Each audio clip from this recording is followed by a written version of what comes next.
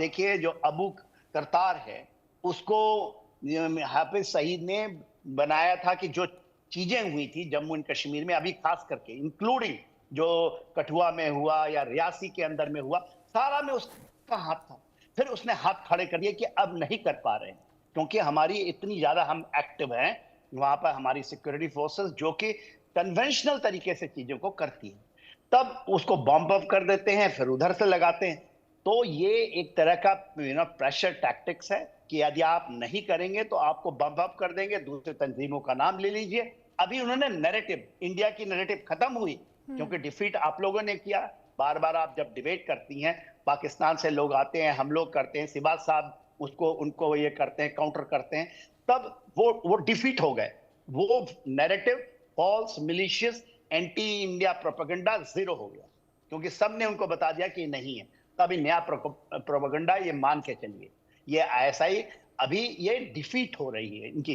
क्यों हमारी resetting China के साथ हुई? चाइना खुद आया ना हमारे पास, नहीं कर रहा था, क्योंकि उसने बहुत ज्यादा, जैसे वहां पर बहुत सारी तंजीमों को भी उसने बढ़ावा दिया, उन्होंने हथियार डाले, ये डाले, कुछ नहीं हो रहा था, इनके ज्यादा कुछ तो कर नहीं पाए। वहां इलेक्शन हो गया, 35A हट गए, 370 हट गई, वहां बहुत सारी चीजें आ गई। तो उनकी बौखलाहट है, धीरे धीरे ये जो शैडो वॉर करते हैं, ये सब नैरेटिव खत्म होगा, और जो पेडलिंग करते हैं फोर्थ नैरेटिव बार बार ला करके, वो भी खत्म होगा और सच्चाई सामने आएगी। बिल्कुल शिवांश जी, मैं आपके पास आऊंगी। 80% लोगों का मानना है कि आंतरिक राजनीति और सुरक्षा पर खासा असर यहाँ पर देखने को मिलेगा। आपका क्या मानना है?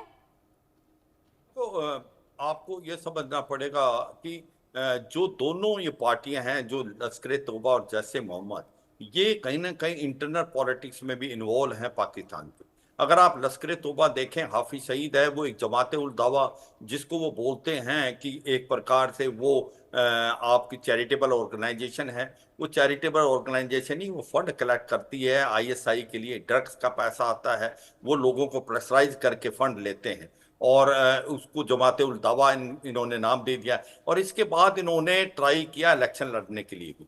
जो पहले इन्होंने मिली मुस्लिम लीग के नाम से लड़ने की कोशिश की, तो इलेक्शन कमीशन ने इनको रिकग्नाइज नहीं किया मिली मुस्लिम लीग को, तो इन्होंने एक अल्लाह अकबर तारीख जो है, एक डोरमेंट पार्टी थी, उसके नाम से लड़ी। मगर ये सच्चाई है कि पाकिस्तान का जो अवाम है वो जागरूक है, इसकी पार्टी कोई जीत नहीं पाई। मगर फिर भी उसने 10 से 11% के करीब शायद परसेंटेज वोट ली थी, ये भी एक कॉज ऑफ कंसर्न था। ये सच्चाई है। इसी प्रकार से जो जैसे मोहम्मद है, इसका भी पॉलिटिकल सिनेरियो है, कुछ जगह में ये अपना प्रेशर करके और इन्फेक्ट करते हैं लोकल पॉपुलेशन को।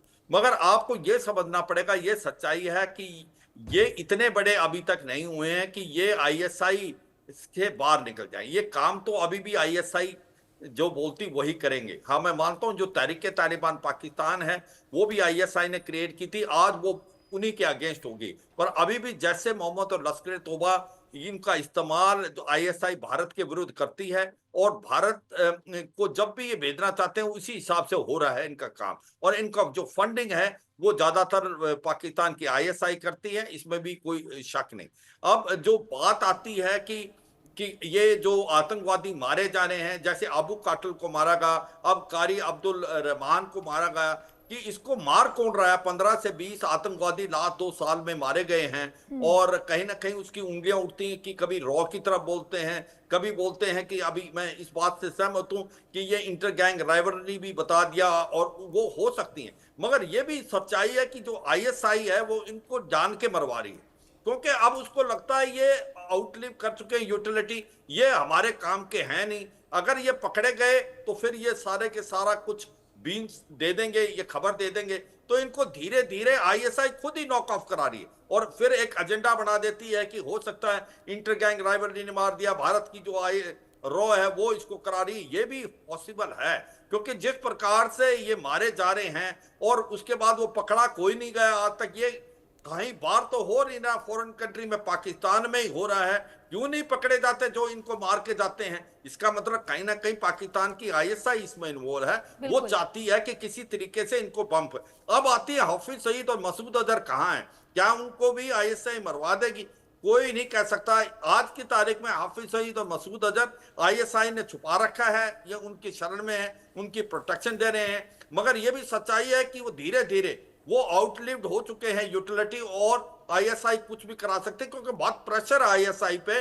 जिस प्रकार से भारत ने एक ये दिखा दिया है कि हाफिज सईद और मसूद अजहर एक इंटरनेशनल टेररिस्ट हैं, ये लश्कर तोबा जैसे मोहम्मद आतंकवादी ग्रुप को चलाते हैं, और ये पूरा यूनाइटेड नेशन ने भी इनको इंटरनेशनल डिक्लेयर कर रखा है, और बाकी जो है यूरोपियन कंट्री ने। तो ये प्रेशर है। एक चीज मान के चलो कि अगर आपके 100 इंटरनेशनल टेररिस्ट हैं आज की तारीख में, 80 वो हैं जिसकी रूट्स या वो पाकिस्तान से, तो ये तो मानना पड़ेगा कि आज पाकिस्तान हब सेंटर टेररिज्म का, और जो टेररिज्म उसने क्रिएट किया था दूसरों के लिए, आज वो ही उसको काट रहा है। देखो हिलेरी क्लिंटन जब 2013 में आई थी as a secretary of state, तो उसने अगवा किया था पाकिस्तान को कि अगर आप अपने घर में सांप पालेंगे और आप सोचेंगे कि आपके नेबर को डसेगा, एक दिन आपको भी डसेगा। तो ये तहरीके तालिबान पाकिस्तान जो है वो आसमान से नहीं गिरा, ये पाकिस्तान का खुद का क्रिएशन है, आज इनको काट रहा है। मगर दुख की बात यह है कि पाकिस्तान अभी भी नहीं समझ रहा, वो गुड और बैड टेररिस्ट में फर्क करता है। वो आतंकवादी जिसको भारत की तरफ भेजता है उसको गुड टेररिस्ट बोलता है,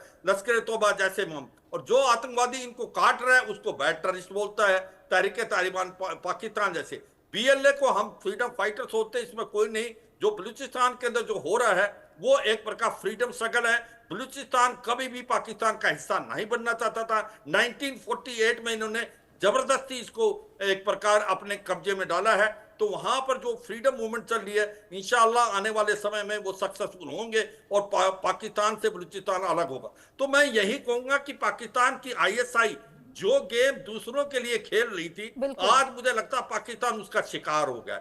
आज पाकिस्तान का जो अस्तित्व है वो डेंजर में है। आज पाकिस्तान में सिविल वार जैसी सिचुएशन पैदा हो गई है, और कुछ कहने में यह भी है कि ऐसा ही चलता रहा कि पॉलिटिकल इंस्टेबिलिटी, इकोनॉमिक क्राइसिस, आतंकवाद का बढ़ना, अगर सिविल वार ऐसे चलता रहा तो पाकिस्तान के जो हैं 4 हिस्से भी हो सकते हैं, खैबर पख्तूनख्वा, बलूचिस्तान, सिंध और पंजाब। और पीओजे के और गिलगित बाल्टिस्तान जो भारत का हिस्सा है, जो इलीगली ऑक्यूपाइड करके पाकिस्तान ने, आने वाले समय में वो भारत में मिल सकता है। मुझे लगता है ये तस्वीर काफी नजदीक लग रही है कि ये कार्रवाई इसलिए हो रही है क्योंकि पाकिस्तान ने जो बीज बोए थे आज वही फल हो रहा है। कोई बोए बेड़ बबूर के तो आम कहां से हो, तो ये सच्चाई, ये सच बैठती है पाकिस्तान पे। बिल्कुल सिवान जी, बिल्कुल सही कहा आपने। आतंकवाद का पनाहगाह यूं नहीं पाकिस्तान को कहा जाता। जो आतंकवाद को पनाह पाकिस्तान ने लगातार दी, आज वही आतंकवाद उनको खाने को दौड़ रहा है। बहुत शुक्रिया मेजर जनरल के सिन्हा जी और AK सिवान जी हमारे साथ जुड़ने के लिए और अपने अपने इनसाइट्स हमारे साथ शेयर करने के लिए।